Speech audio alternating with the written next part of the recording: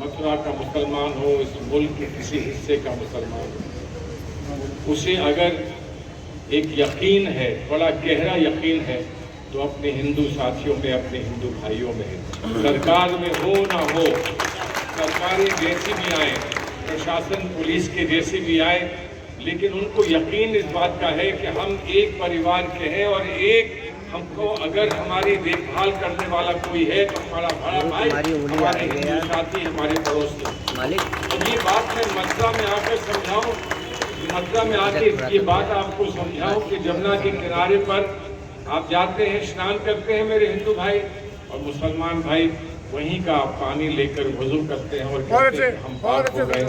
हिंदू भी पाक हो जाता है, मुसलमान भी पाक हो जाता है।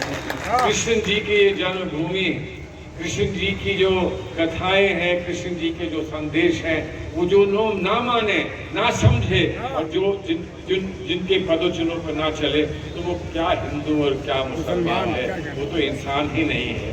तो भाई आप तो ऐसी जगह पे रहते हैं कि आपको कोई छू नहीं सकता, लेकिन हाँ एक जरूरत आपको थी, और वो जरूरत थी कोई आके आपका दिल छू जाए। अरे आज मैंने रावत जी से खुद सुना, उनकी कहानी, उनकी गाथा सुनी, क्या कुछ नहीं बनवाया, क्या कुछ नहीं किया, और मुझे लगता है कि इसका अगर एक तिहाई भी, एक चौथाई भी अगर हम करने की स्थिति में कभी होते फर्रुखाबाद में, तो हम भी आपकी तरह ये कहते कि हम बताओ, हमको कहीं से खड़ा कर दो, हम आपके लिए जितने ब्रिज चाहोगे बना देंगे, जितने यहाँ पर जितना पानी खारा पानी यहाँ सही करना है, जितनी बिजली यहाँ दिलानी है। और अब तो ये जीप पे बैठ के बहुत दूर जा सकते हो। जब भी सड़क कुछ उबड़ खाबड़ होती है तो जीप में ही बैठना पड़ता है, वहाँ बड़ी गाड़ियाँ नहीं चला करती हैं, वहाँ जीप ही चला करती है। और सच्ची बात यह है कि आज भारतवर्ष में हमारे सामने, कांग्रेस पार्टी के सामने जो चुनौती है वो इसी बात की है कि हमारा रास्ता कितना लोगों ने खोद कर बिगाड़ने की कोशिश की है। चलो उन्होंने बिगाड़ने की कोशिश करी, रास्ते को पत्थर डाल के रास्ते को रोकने की कोशिश करी, तो किसी ने कहा अभी तो हम जीप लेकर आ रहे हैं, नहीं मानोगे तो टैंक लेकर भी आ जाएंगे, लेकिन अब जीप लेकर आ गए हैं। और लेकिन जब कोई जीप लेकर आता है तो उसके 4 पहिए तो आपको हमें बनना पड़ेगा ना। तो जीप के 4 पहिए होंगे, तेल आप डालोगे, 4 पहिए लगाओगे, अच्छा इंजन डालोगे, अच्छा इंजन का तेल डालोगे, तब फर्राटे से जीप आगे बढ़ेगी। और फिर आप पीछे पीछे चलोगे और आप कहोगे कि तुम अकेले नहीं हो, तुम्हारे साथ एक पूरा काफिला। आपके दिल का, आपके अरमान, आपके ख्वाबों का एक राजकुमार आपको मथुरा में मिला। मथुरा का इतिहास बहुत पुराना है, वो बहुत खूबसूरत इतिहास है, लेकिन उस इतिहास को एक नई खूबसूरत चांद ने, राजकुमार रावत जी ने आकर और संवारा है, और इसका हम स्वागत करते हैं, इसका इस्तेमाल करते हैं। हमारे भाई महेश पाठक जी और भाई प्रदीप माथुर, ये पता नहीं शायद एक किस्सा होता है कि सेपरेटेड इज बर्थ अंग्रेजी में कहा जाता है कि 2 जुड़वा भाई पैदा हुए थे और उसके बाद अलग अलग हो गए, वो फिर कब मिलेंगे। लग रहा है कि आज वो जुड़वा भाई आज एक ही साथ मुझे यहाँ मिल गए हैं मथुरा में। अब इसके बाद और क्या चाहिए हो सकता है। महेश पाठक और प्रदीप माथुर जी के साथ हमारे भाई योगेश दीक्षित जो है, वो उनका मेरा रिश्ता बदलाव आ सकता है यहीं से, मथुरा से शुरू होकर। मैं जानता हूँ कितने आपके अरमान हैं और कितने आपके सपने हैं और उनको साकार करना है, लेकिन शुरुआत होगी ये से, ये शुरुआत होगी जब यहाँ से संदेश जाएगा, जब यहाँ से संदेश जाएगा कि मथुरा के हिंदू और मुसलमान ने एक आवाज में, एक ध्वनि में कह दिया है कि हम एक हैं, और कह दिया है कि हमारे सामने कोई खड़ा हो नहीं पाएगा, हमसे जो टकराएगा वो चूर चूर हो जाएगा। जब ये संदेश जाएगा तो देखिए 2024 में भारतवर्ष में हिंदुस्तान निकला होगा।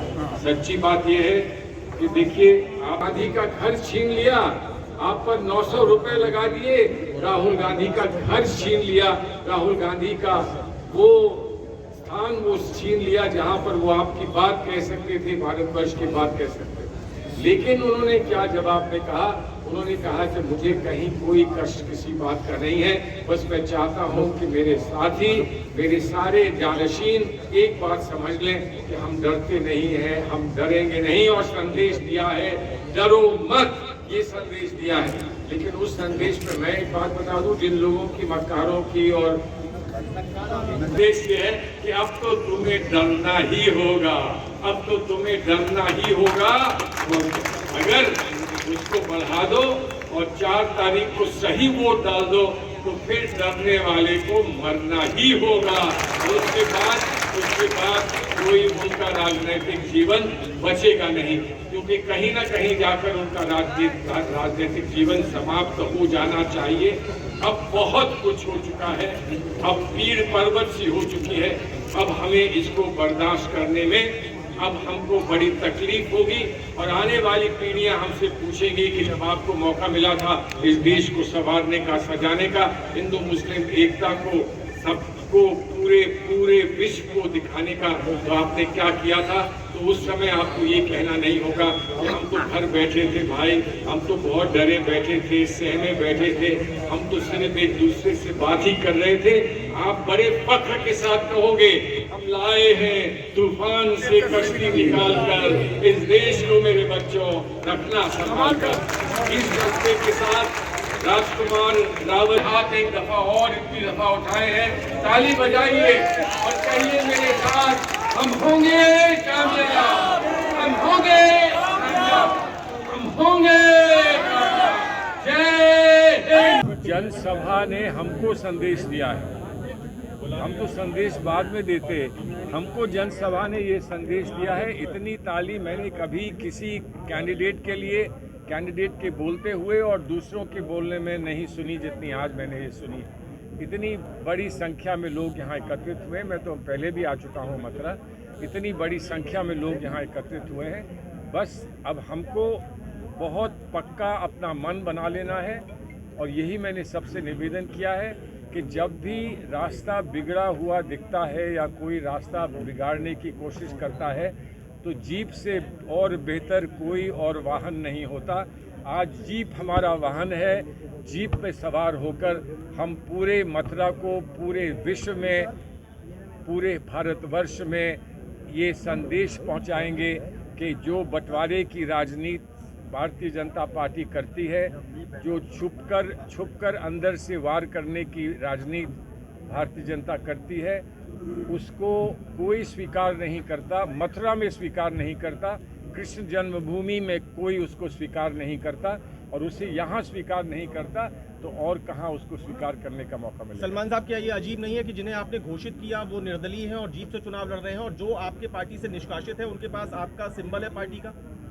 नहीं, देखिए बात क्या है कि एक तरफ तो चोरी और ऊपर से सीना जोरी।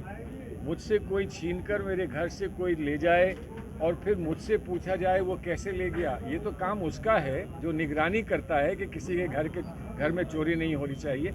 लेकिन हमें खुशी इस बात की है कि हमारे घर में हमारा राजकुमार कोई चोरी करके नहीं ले गया, वो हमारे घर में है। हम घर में सब लोग एक हैं, ये पूरा परिवार यहाँ बैठा है। तो परिवार अगर जीवित रहता है, परिवार अगर सुदृढ़ रहता है, तो फिर जो भी खोता है उसको एक बार फिर पा लेता है, वो हम पाएंगे, ऐसा हमारा विश्वास है। आज आप और आपके प्रांतीय पदाधिकारी यहाँ पर मौजूद हैं, लेकिन श्याम सुंदर उपाध्याय बिट्टू के साथ भी दर्जनों पदाधिकारी हैं। क्या ये कांग्रेस में बगावत है? नहीं, कांग्रेस में बगावत तो उन्होंने भी नहीं शायद कहा है। ये बगावत, ये कांग्रेस का काम नहीं। इस वक्त कांग्रेस में बगावत है कि नहीं है, ये प्रश्न नहीं है। वो तो जैसे जैसे ये चीज़ खुलकर सामने आएगी कि कौन कैसा चुनाव लड़ रहा है और कौन अपनी बात को कैसे कह रहा है, तब समझ में आएगा कि बगावत है कि नहीं। आज बात बड़ी स्पष्ट है। हम जानते हैं कि हम सुरक्षित किसके हाथ में हैं। हम जानते हैं कि हम किसको दिल से चाहते हैं। हम जानते हैं कि आज हमारे परिवार का सम्मान, अपने परिवार का सम्मान